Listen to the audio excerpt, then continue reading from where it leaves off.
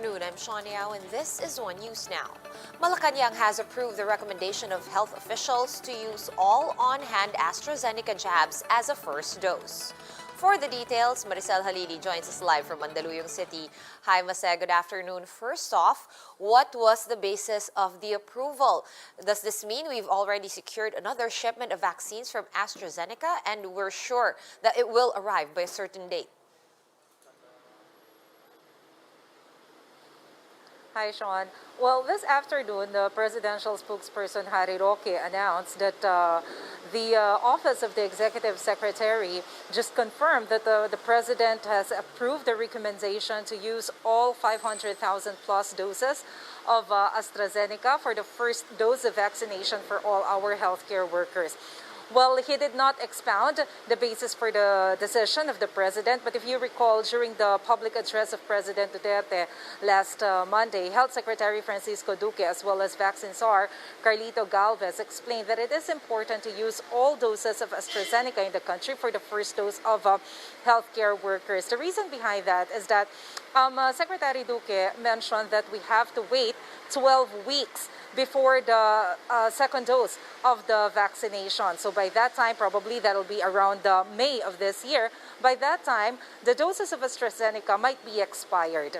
So to ensure that those vaccines won't go into waste, it is much better to use all doses of AstraZeneca for the first dose of healthcare workers.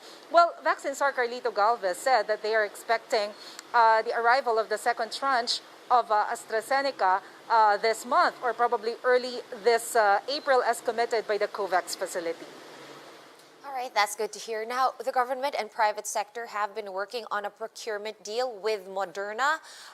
Is there any update on this? We did see photos of port magnate Enrique Razon signing a deal with Moderna. That's right, Sean. Secretary Galvez announced that they have already signed a supply agreement between the government and Moderna. So they are expecting around 13 million doses of Moderna this third quarter of this year. Those 13 million doses are allotted for the use of the government, while there's another 7 million doses allotted for the private sector. Probably it will also arrive around third or fourth quarter of this year. All right, still a long ways to go now. In the meantime, our FDA has also granted Russia's Gamaleya an EUA, or Emergency Use Authority, for Sputnik V.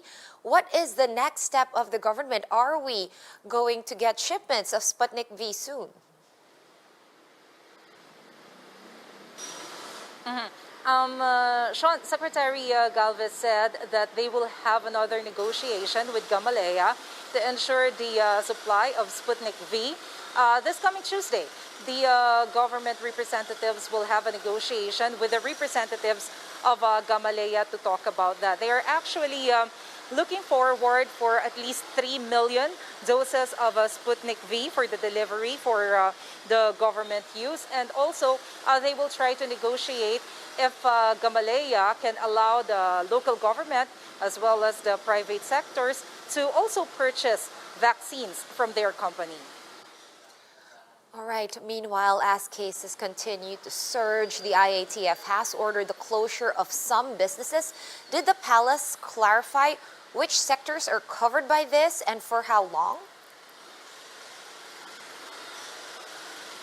Yes, starting today up until April 4, based on the IATF resolution number 103, businesses such as driving schools, game arcades, libraries, archives, museums, cultural centers will be suspended. And all traditional cinemas will be suspended up until April 4 in all areas under general community quarantine. There will also be limitations in the opening of tourist attractions, except those open-air tourist spots. And of course, there will also be a limitation when it comes to the venue capacity of essential business meetings and gatherings. It will only be limited to 30% venue capacity, and same as the religious activities it will only be limited to 30%. But of course, the local government unit will have the power to increase the capacity for religious activities up to 50%, depending on the situation of their areas. All right, and how did Malacanang react to the president's speech on Thursday, where he raised the possibility of having a disease or an illness? Well, Sean, as usual, presidential spokesperson Harry Roque said that it was just a joke coming from the president.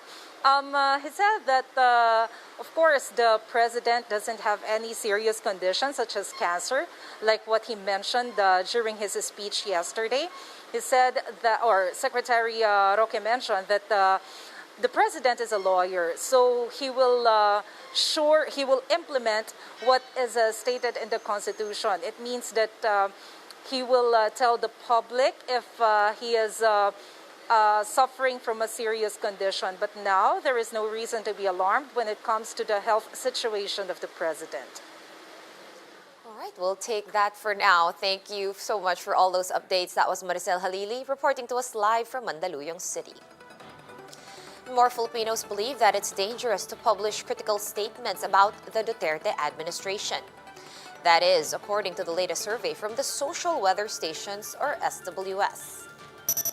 In a study conducted last November, the SWS found that 65% of Filipinos agree that it is dangerous to broadcast or write criticism against the current administration, no matter how truthful.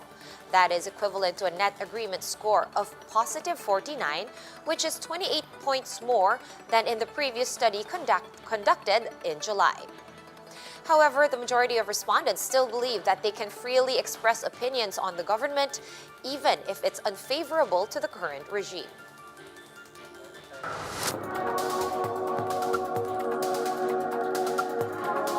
And in Italy, sniffer dogs are being trained to identify people with COVID-19, even those without symptoms. Let's watch this video from Bloomberg Quick Take.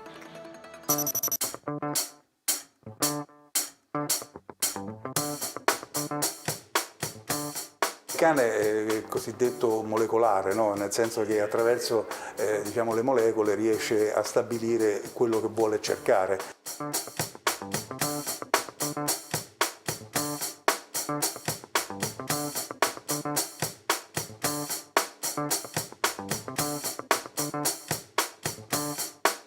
Tradizione che negli aeroporti, nelle stazioni, negli stessi porti vi siano dei cani che fanno attività antidroga e di ricerca di esplosivi, quindi c'è già un'esperienza specifica in questo campo e fa più o meno le stesse attività, quindi questo cane anziché individuare lo stupefacente, anziché individuare l'esplosivo, la presenza esplosiva, individua la persona che ha le molecole del Covid.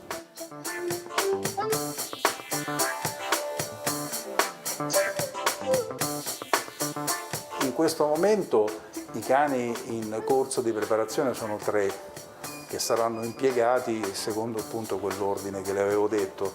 La razza specifica è sicuramente quella del pastore tedesco con diciamo, maggiore predilizione del pastore olandese e quello belga. Presentano delle caratteristiche che sono superiori rispetto a quelle degli altri, quindi diciamo, per loro c'è maggiore diciamo, predisposizione a questo tipo di attività.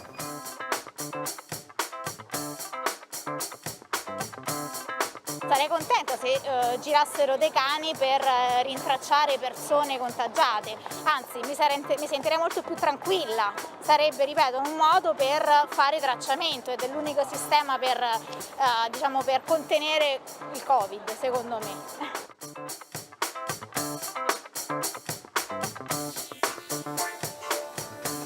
For more updates, visit News 5, the Philippine Star, and Business World online.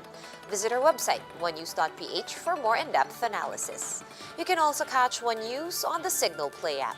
Register for a free account at www.signalplay.com and stream One News live anytime, anywhere. Mask on, wash hands, and stay safe, Philippines. I'm Sean Yao. We are One News.